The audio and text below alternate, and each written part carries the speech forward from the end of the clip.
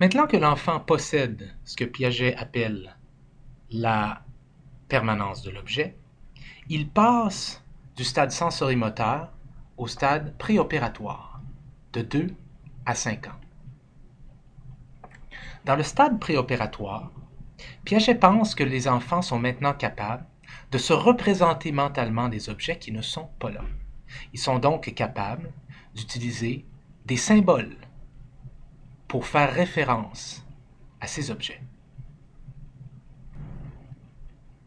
À titre d'exemple, on peut imaginer une petite fille qui prend une banane et se met à l'utiliser comme téléphone, un jeu que l'on voit souvent des enfants faire entre 2 et 5 ans. Lorsqu'une petite fille s'adonne à une telle activité, elle utilise une banane comme si c'était un téléphone. Il n'y a pas besoin d'avoir de téléphone devant elle, le téléphone est conceptuel dans sa tête, imaginaire. Cette petite fille a définitivement la capacité de se représenter mentalement un téléphone et d'imaginer que la banane en est un. Elle n'a aucun problème donc avec ce que Piaget appellerait la permanence de l'objet. Elle est au stade préopératoire. On voit dans ce stade différentes activités symboliques chez l'enfant. Le jeu symbolique, par exemple, prendre une banane et faire semblant que c'est un téléphone. Le dessin. Les dessins sont des symboles. L'enfant qui se met à dessiner, ici, un bonhomme avec des yeux, un nez, une bouche, des oreilles, et ainsi de suite. Ce dessin représente papa ou maman. Ce dessin est donc un symbole. On voit aussi les enfants se mettre à imiter les gens. Ils peuvent imiter leurs parents ou imiter les grands, même s'il n'y a pas de grands alentour. C'est ce qu'on appelle l'imitation différée. Les enfants regardent les grands, et lorsque les grands ne seront plus là, les enfants se représentent les grands dans leur tête et les imitent, font comme les grands font. Nous voyons ici un couple d'enfants qui joue, disons par exemple, à papa et maman. Et maman est en train de servir du thé à papa, par exemple. Les enfants n'ont aucun problème à se représenter que de l'eau chaude sort de la théière ici et coule dans la tasse, même si en réalité, il n'en est pas le cas. Donc les enfants sont très différents que ceux du stade sensorimoteur, de par le fait qu'ils sont capables de s'imaginer et de se représenter mentalement des choses. Ceci fait en quelque sorte exploser leur jeu et les choses qu'ils font, leurs activités lorsqu'ils jouent. Mais pourquoi Piaget a-t-il appelé ce stade le stade préopératoire? Eh bien, selon Piaget, les enfants sont maintenant capables de se représenter mentalement des objets, comme par exemple s'imaginer un vase sur une table alors qu'il n'y en a pas réellement. Mais leur fantaisie ou leur façon de s'imaginer est préopératoire. Ce que Piaget voulait dire par là, c'est qu'ils ne peuvent pas effectuer des opérations mentales, des changements sur les objets qu'ils imaginent, par exemple. À titre d'exemple, l'enfant ici n'a aucun problème à se représenter un vase sur la table, il a la permanence de l'objet. Mais si on lui demande ce qui arriverait si le vase était poussé hors de la table, Piaget dirait que l'enfant est incapable de nous dire que cet objet-là, qui est un vase, se transformerait en plusieurs petits morceaux puisque l'objet serait cassé par terre. C'est ce que Piaget voulait dire par l'incapacité à faire des opérations mentales, et c'est pour ça qu'il a nommé ce stade le stade préopératoire, puisque les enfants ne sont pas encore capables d'effectuer des opérations mentales ou des changements sur les objets qu'ils se conceptualisent dans leur tête. Pour Piaget, une des caractéristiques spécifiques qui était vraiment unique aux enfants du stade préopératoire est ce qu'il appelle l'égocentrisme. Par égocentrisme, Piaget faisait référence au fait que les enfants au stade préopératoire, selon lui, sont incapables de s'imaginer le point de vue d'un autre. Et pour supporter cette hypothèse, Piaget a élaboré une tâche qui est devenue célèbre en psychologie du développement, qu'il a appelée la tâche des 3 montagnes. Dans cette tâche, Piaget mettait 3 montagnes en plastique sur une surface lisse comme une table, et elles étaient organisées, par exemple, de la manière suivante, vue de ce bord-ci, une première montagne complètement en avant avec une croix, ensuite un peu en arrière, une deuxième montagne avec un cylindre dessus, et finalement en arrière à gauche, cette fois-ci, une montagne avec rien à son sommet. Par la suite, on place un participant, soit un enfant, d'un côté de la table, par exemple, disons ici. Et l'expérimentateur, lui, se place d'un autre côté de la table, par exemple, disons celui-ci. On demande à l'enfant de décrire ce qu'elle voit.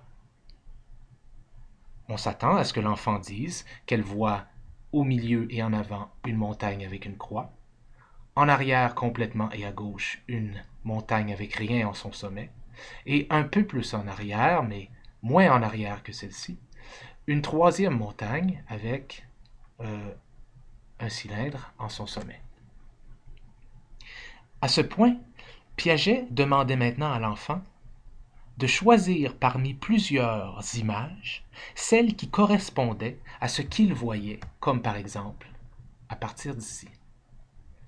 L'enfant avait plusieurs choix d'images et l'enfant devait choisir l'image qui correspondait à ce que l'expérimentateur voyait de son côté de la table. À titre d'exemple, l'enfant, dans ce cas-ci, devrait choisir cette image-ci. En effet, pour l'expérimentateur ici, le point de vue est le suivant. Une montagne à gauche avec rien en son sommet, complètement en avant. Un peu plus en arrière, une montagne à droite avec une croix en son sommet. Et encore plus en arrière, une montagne un petit peu au milieu avec un cylindre en son sommet. Piaget a remarqué que les enfants de 2 à 5 ans, qui étaient donc dans le stade qu'il disait préopératoire, échouaient très souvent une telle tâche. Ils n'arrivaient pas à trouver la bonne réponse. Il en a donc conclu que les enfants de cet âge étaient incapables de se mettre à la place de l'autre et de considérer son point de vue. C'est ce qu'il voulait dire lorsqu'il a déclaré que les enfants sont égocentriques entre 2 et 5 ans. La tâche des 3 montagnes suggère que les enfants ont beaucoup de difficultés à choisir le dessin qui correspond au point de vue de l'expérimentateur et ont plutôt tendance à choisir des dessins qui correspondent à leur propre point de vue par rapport aux 3 montagnes. Et Piaget a utilisé ces données-là pour conclure, pour justifier cette idée qu'il avait que les enfants au stade préopératoire sont égocentriques, qu'ils ont donc de la difficulté à considérer en général l'expérience des autres, le point de vue des autres. Mais Piaget avait-il tort en concluant de la sorte? Est-ce là une conclusion valide? Serait-ce possible que les enfants aient beaucoup de difficultés avec la tâche des 3 montagnes sans pour autant être égocentriques? Y aurait-il des explications alternatives? Souvenez-vous que cette question est vraiment au cœur de ce que c'est que de réfléchir scientifiquement et de manière rationnelle, puisque nous voulons éliminer toutes les explications alternatives afin d'arriver à la meilleure explication pour le moment, jusqu'à temps qu'elle aussi soit un jour éliminée au profit d'une meilleure explication. Ainsi procède la science et ainsi devons penser si nous voulons penser plus rationnellement et plus scientifiquement. Mais il s'avère qu'il y a plusieurs raisons qui pourraient expliquer le fait que l'enfant ne choisisse pas la bonne photo dans la tâche des 3 montagnes.